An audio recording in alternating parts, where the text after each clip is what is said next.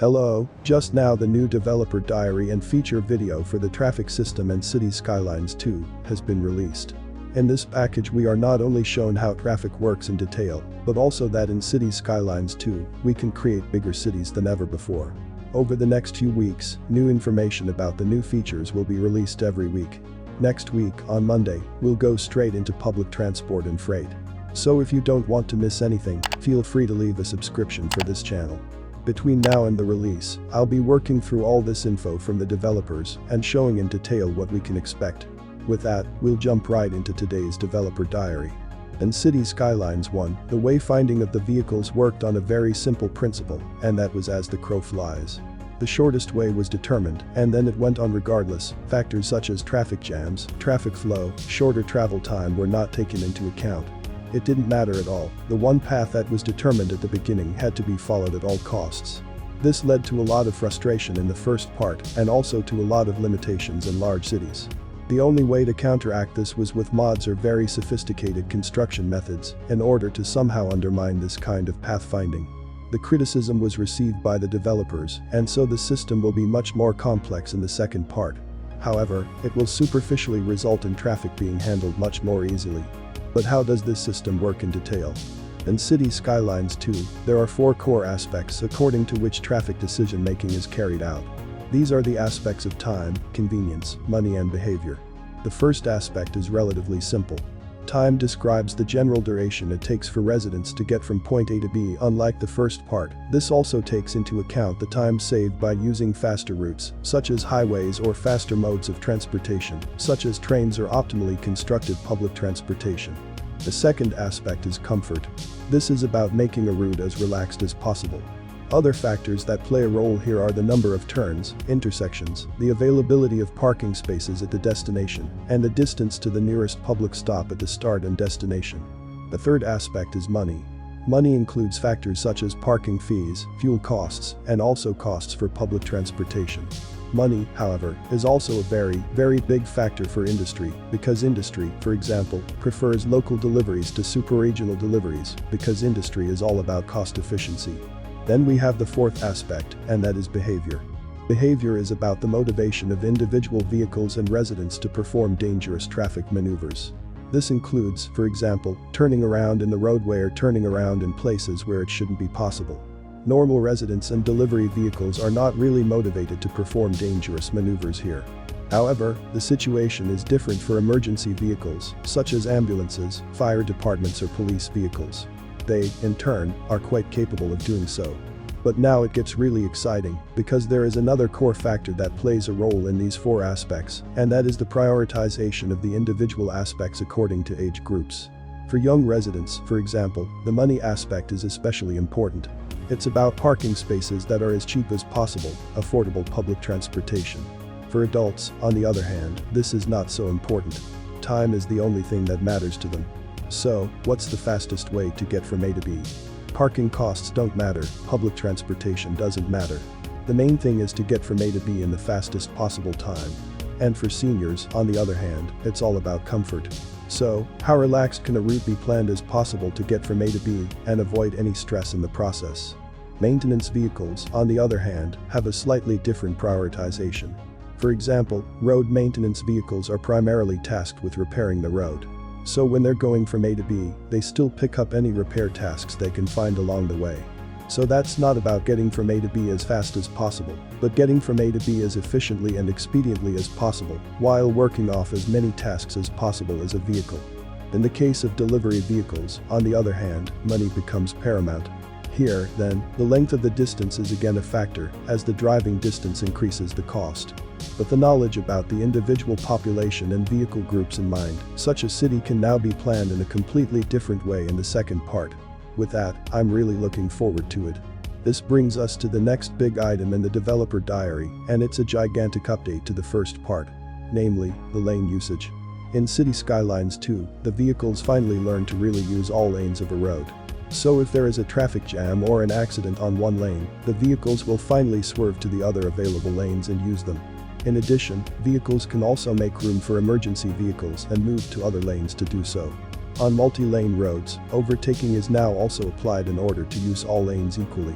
Gone at last, then, is the image of a gigantic traffic jam on a freeway turn lane, while the second turn lane simply demonstrates yawning doctrine.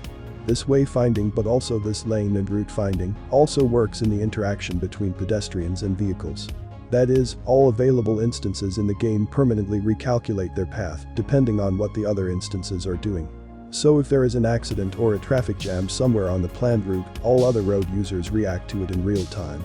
This sounds very complex at first, and perhaps some people are worried about what will happen to performance with such complexity.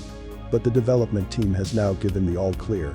Not only will the traffic flow be infinitely improved by these changes, but the technology behind the wayfinding will also become more efficient at the same time. For example, the multi-core processors will now finally be used sensibly. And with that, according to the development team, the city sizes should only be limited by the computing power of one's own PC.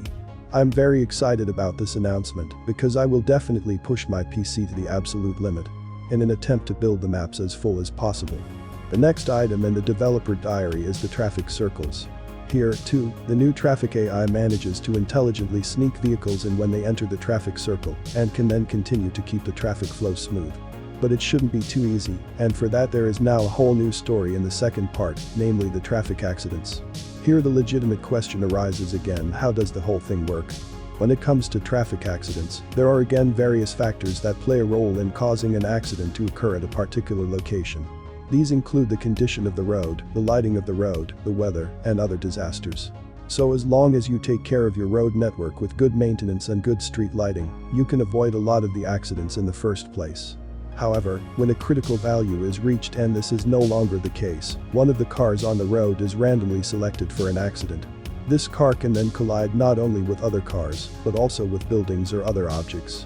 Next, the traffic on the road is paused, and the police and traffic control have to move in to secure the accident site and remove the consequences on the road. In the case of serious accidents, ambulances are then also called upon, and these can then also make their way through the resulting traffic jam and, in the best case, are let through. What you can also see very nicely here is how other vehicles that were on the road behind the accident suddenly react to it and then look for an alternative route. But it's not just the accidents that bring a new challenge. No, the new parking system also ensures that it won't be so easy. This is because the availability of parking spaces has a very weighty impact on residents' decision-making. If parking is not available at the destination, people will simply choose other destinations, but they may be much farther away than the options they originally planned. And even with parking available, there are then again different preferences. If we remember the resident types from earlier, for example, it's the case that seniors prefer the closest possible parking, completely regardless of cost. It's all about convenience there. For adults, on the other hand, it's all about saving the most time, so again, the closest parking space is available as quickly as possible. And with young people it is so that these also accept larger distances, as long as the available parking lots are favorable. Here you can see, now to the hose out of the video. Again, the new parking menu, there you can also see very nice that the parking price can be set individually in each case. So it is not only a new way to fill the city coffers, but also to direct the different population groups exactly where you want them.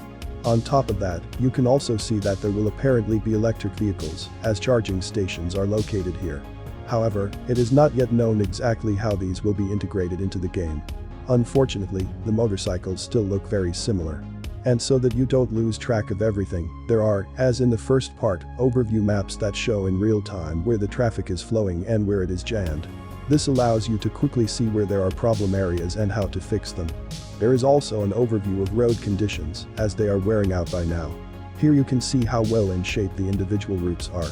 This already brings us to the next big point, the service vehicles. Depending on the type of vehicle, different rules apply here. Garbage trucks, for example, automatically pick up new garbage that has been created along their route. So they are permanently collecting garbage along their route that may not have been there to begin with. The same applies to maintenance vehicles. They don't just drive to the construction site, but also repair any problems that arise along the way. Now let's move on to the emergency vehicles. With fire trucks and ambulances, they have the most freedom in the game. They can perform dangerous maneuvers to get to the scene of an accident as quickly as possible. Other vehicles actively avoid them to make way. Police vehicles, on the other hand, can stop patrolling at any time to react spontaneously to accidents or crimes. By doing so, they continuously overwrite their previous tasks. At the beginning of the game, they only pick up rides at the cab stand, but once you upgrade the cab depot, they can pick up rides anywhere in the city, just like in real life. With this, cabs finally work the way you actually want to use them. But the service vehicles, you can also specify whether they should limit certain districts or make them responsible for the whole city. There is a lot of fine-tuning possible here. For example, you can limit certain service vehicles to the most used districts and assign only 1 or 2 vehicles for all other, less used districts. Now we come to the last part, the traffic between other cities. The traffic from outside has as main criterion the cost efficiency. So it is about finding the shortest and cheapest route. So if you build a highway between the outer approaches, you can keep the traffic as far away from your own core city as possible. On the other hand, you might have to pay more attention to where you place industrial and supply buildings. That's it so far from the developer diary. Lots of new info about traffic in Cities Skylines 2. I'm honestly pretty hyped because traffic was one of the biggest problems for me in the first part, which I could actually only counteract a bit with mods. A lot of those traffic mods are now simply found in the main game of the second part. On the other hand, we also have a completely new feature that seems very cleverly solved to me. I'm very excited about the announcement regarding performance.if this all continues. The developers really didn't promise too much when they said that Cities Skylines 2 will be the most realistic city building game yet. The scale we're on here is pretty epic. That's about it from me. Next week we'll have more info regarding public transportation and freight. If you don't want to miss that, feel free to subscribe to this channel. Otherwise, I wish you a good day, of course.